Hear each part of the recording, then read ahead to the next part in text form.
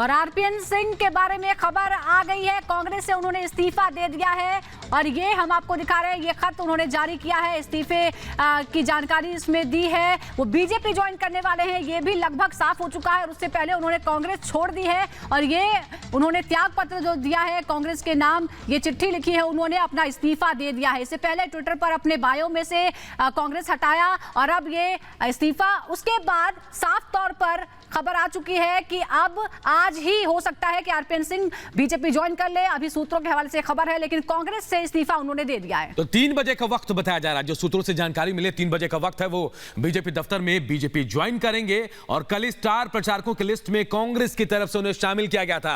एक बड़ा चेहरा कांग्रेस का जो कांग्रेस छोड़कर जाने वाला है, आरपीएन सिंह, बड़ा नाम, बड़ा चेहरा कांग्रेस की तरफ से, और अब उन्होंने इस्तीफा दे दिया और इस्तीफे की जो लेटर है वो हम आपको दिखा रहे हैं टीवी स्क्रीन पर। यह इस्तीफा है जो उन्होंने कांग्रेस के आला कमान को भेजा है और अब साफ हो गया है, सूत्रों के हवाले से नहीं, अब यह साफ हो गया है कि वो कांग्रेस छोड़ रहे हैं, बीजेपी जाने के संकेत उन्होंने दे दिए हैं। कांग्रेस से इस्तीफा दे दिया है वरिष्ठ कांग्रेस नेता आरपीएन सिंह ने, सोनिया गांधी के नाम ये चिट्ठी, ये इस्तीफा उन्होंने दिया है।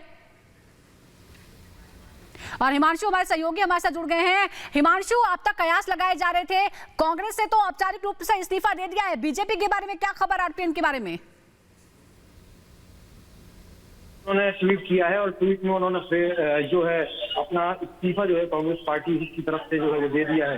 अब सबसे बड़ी बात ये है कि जो उन्होंने इस्तीफा दिया उसके पीछे वजह क्या रही है, ये उन्होंने डाला है क्योंकि कुछ देर पहले जब उन्होंने इस्तीफा दिया, जिस तरीके से उन्होंने ट्वीट किया इस्तीफा, उसके पहले उन्होंने अपना प्रोफाइल चेंज किया और प्रोफाइल चेंज करने के बाद में उन्होंने ये बताया कि मेरे लिए देश पहले है, देश सर्वोपरि है, नेशन फर्स्ट है। तो आखिर इसके पीछे मंशा क्या रही उनकी, वो सीधी सीधी बात ये है कि अभी जो जानकारी हमें हमारे पास निकलकर सामने आ रही है, वो यही जानकारी निकलकर आ रही है कि लगभग 3 बजे के बाद में अभी केंद्रीय चुनाव समिति की बैठक स्टार्ट होने वाली, कुछ देर के बाद में भारतीय जनता पार्टी के मुख्यालय में, और कुछ देर के बाद में भारतीय जनता पार्टी के मुख्यालय में, और उसके बाद में 3 बजे के बाद में वो बीजेपी मुख्यालय आ सकते हैं और भारतीय जनता पार्टी ज्वाइन कर सकते हैं। और रिपब्लिक मीडिया नेटवर्क के पास में एक एक्सक्लूसिव जानकारी भी है कि आखिर ये फॉर्मूला कैसे तय हुआ है। आरपीएन सिंह के साथ में यदि वो भारतीय जनता पार्टी ज्वाइन करते हैं तो उनका जो सीट शेयरिंग का जो मामला रहेगा, 3 विधानसभा की सीटें वो मांग रहे हैं और 1 राज्यसभा की वो सीट मांग रहे हैं अपने लिए।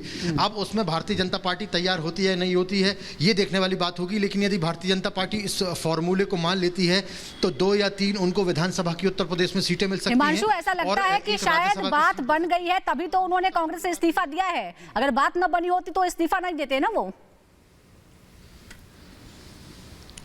बिल्कुल बिल्कुल, निश्चित तौर पर बात बन गई होगी। अब सीट शेयरिंग कितनी है, कितनी सीट उनको दी जाएंगी, ये बात खुलासा नहीं हो पाया है, लेकिन जब वो ज्वाइन करेंगे उसके बाद में निश्चित तौर पर हम उनसे पूछेंगे। दूसरी सबसे बड़ी वजह ये है आरपीएन सिंह के भारतीय जनता पार्टी में ज्वाइन करने की, क्योंकि भारतीय जनता पार्टी को कहीं ना कहीं एक जो बैकवर्ड क्लास का जो वोट बैंक है उसमें कहीं ना कहीं सेंध लगी है जब से स्वामी प्रसाद मौर्य गए हैं, तो उसकी भरपाई कहाँ से की जाए। तो लोध समाज, हिमांशु, एक खबर ये भी आ रही है सूत्रों के हवाले से, जो जानकारी मिल रही है कि स्वामी प्रसाद मौर्य के अगेंस्ट में भी चुनाव लड़ाया जा सकता है बीजेपी की तरफ से, ऐसी भी जानकारी मिल रही है। ऐसा हो सकता है, संभव लग रहा है?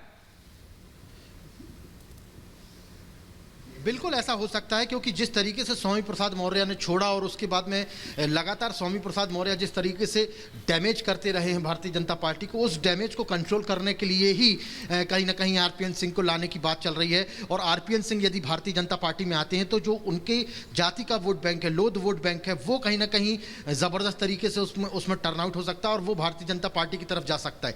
इसी रणनीति के तहत भारतीय जनता पार्टी उन्हें ला रही है, लेकिन वो चुनाव लड़ेंगे या नहीं लड़ेंगे इस पर अभी कहा नहीं जा सकता, क्योंकि उन्होंने एक राज्यसभा भी मांगी है। वो केंद्र की राजनीति करना ज़्यादा पसंद करते हैं, वो उत्तर प्रदेश की राजनीति करेंगे नहीं करेंगे ये नहीं कहा जा सकता, लेकिन हाँ, अपने कुछ लोगों के लिए उन्होंने टिकट मांगा है विधानसभा चुनाव में। तो निश्चित तौर पर आज चूंकि केंद्रीय चुनाव समिति की बैठक भी है, तो केंद्रीय चुनाव समिति की बैठक में आरपीएन सिंह के जो सीटें हैं उन पर भी चर्चा हो। हिमांशु, आरपीएन के मामले में एक बार फिर ऐसा लग रहा है कि कांग्रेस को खुद ही अपने लोगों के बारे में पता नहीं होता है।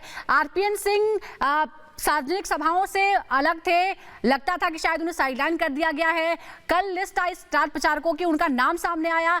अगर जरा भी पता होता तो क्या ऐसा होता कि स्टार प्रचारकों की लिस्ट में एक शख्स का नाम आता है, अगले दिन वो इस्तीफा दे देता है?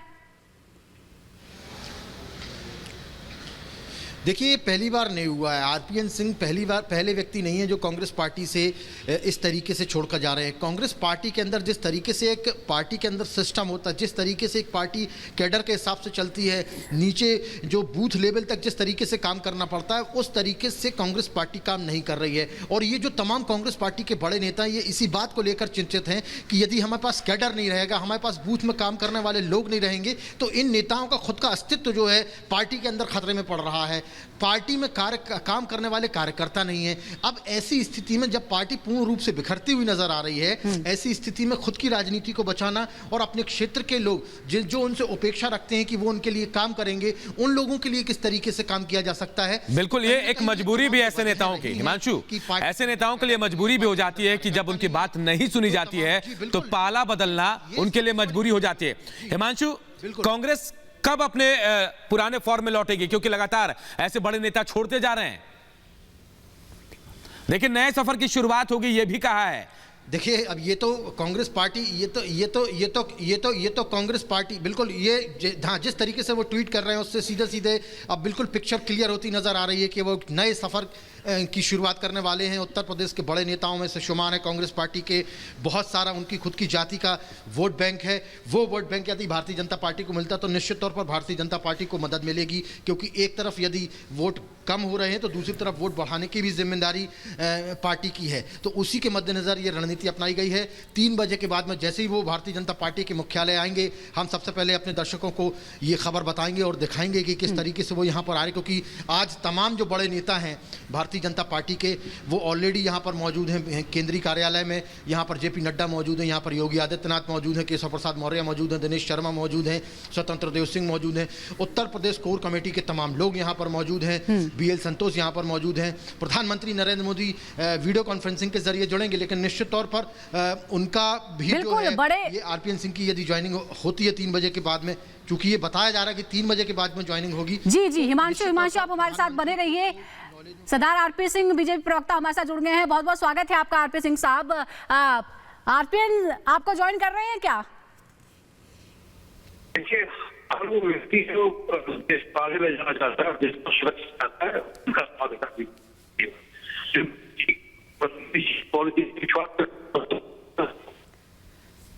जी सर, हम आपको सुन नहीं पा रहे हैं। हम चाहेंगे कि एक बार दोबारा आपको कनेक्ट किया जाए। बड़ी खबर इस वक्त आपको बता देते हैं, आरपीएन सिंह इस्तीफा दे चुके हैं कांग्रेस से। उन्होंने ट्वीट किया है कि नए सफर का आरंभ मैं कर रहा हूं, बीजेपी में वो शामिल हो सकते हैं, तैयारियां पूरी